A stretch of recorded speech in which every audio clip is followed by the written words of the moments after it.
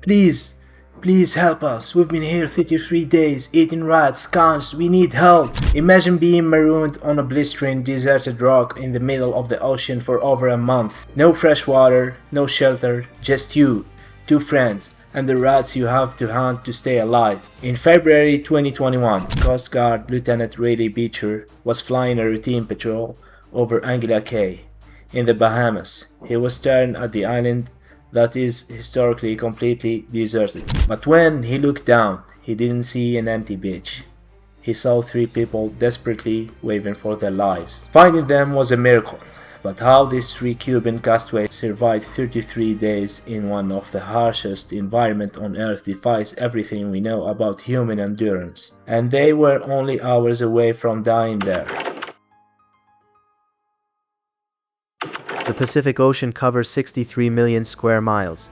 It is a void so vast that ships, planes, and people simply vanish. For the crews patrolling these waters, the job is searching for needles in a shifting liquid haystack. Most days there is nothing but blue. Piklot is a remote coral outcrop, 160 miles from the nearest inhabited island. No permanent residents, no infrastructure, no reason for anyone to be there.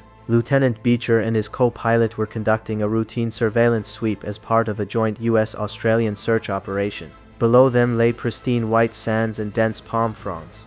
It should have been empty, it wasn't. Beecher spotted an anomaly, a disturbance in the natural pattern of the beach. As the aircraft dipped closer, the shape resolved into three distinct letters carved desperately into the earth. S-O-S. The letters were large, deep, and deliberate. Beecher immediately banked the aircraft, circling low. That's when the movement started. From the tree line, three figures emerged. They didn't run, they stumbled. Even from the air, the signs of catastrophe were visible. The figures were emaciated, their clothes tattered by wind and salt. A small skiff lay beached on the sand, useless. These weren't campers. They were survivors running out of time. Beecher's instinct was to initiate an immediate extraction. But the Pacific had other plans. A squall line was forming to the southwest. Barometric pressure was dropping fast. The instruments confirmed a severe storm front closing in, moving faster than predicted. They had 30 minutes, maybe less, before the weather window slammed shut. The crew faced an impossible choice. The winds were already too high to safely deploy a rescue swimmer or attempt a hoist without risking the aircraft, but leaving meant abandoning these people to a storm that could erase all trace of them. Beecher made the call. They couldn't land, but they could extend a lifeline. The crew rigged a survival bundle, food, water, medical kits, and a radio, and dropped it onto the sand. On the ground, the survivors tore open the package. Within seconds, a voice crackled over the radio frequency. Please help us. We've been here 33 days, eating rats, eating snails. We need help. The voice confirmed what Beecher already feared. They were starving. One survivor, a woman, was suffering from severe hypoglycemia. They were fading. Beecher gripped the mic. He had to deliver the hardest message a rescuer can give. We have your position. We are en route to get help. The storm is too severe to extract you now. Take the supplies. Survive the night. We will come back for you. The reply was a plea that would stay with the crew for the entire flight back. No, don't leave us.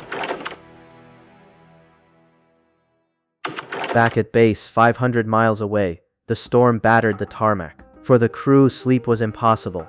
They knew that on that exposed spit of sand, three weakened survivors were huddled in a makeshift shack, enduring the elements one more time. Dawn brought clarity. The storm had passed. The window was open.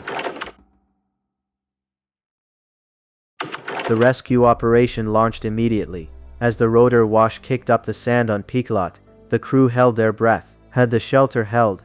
It had. They were frail, pale, but alive. The rescue swimmer descended. The first man was hoisted up, his body shaking with adrenaline and exhaustion. Then the woman, barely conscious, her energy completely depleted. Finally, the second man. Safe inside the cabin, the survivors shared fragments of their story. A 23-foot skiff, a dead motor, 33 days drifting on rainwater, coconuts, and whatever vermin they could catch. They had traveled 125 miles off course before washing ashore on Piklot.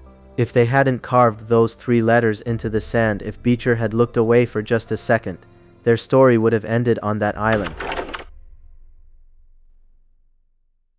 Doctor called their survival a psychological miracle, but for the crew looking back at the empty horizon, it was a reminder of how thin the line between rescue and tragedy really is out here in the deep blue. Sometimes the difference between being lost forever or being found is just a flicker of movement in the sand.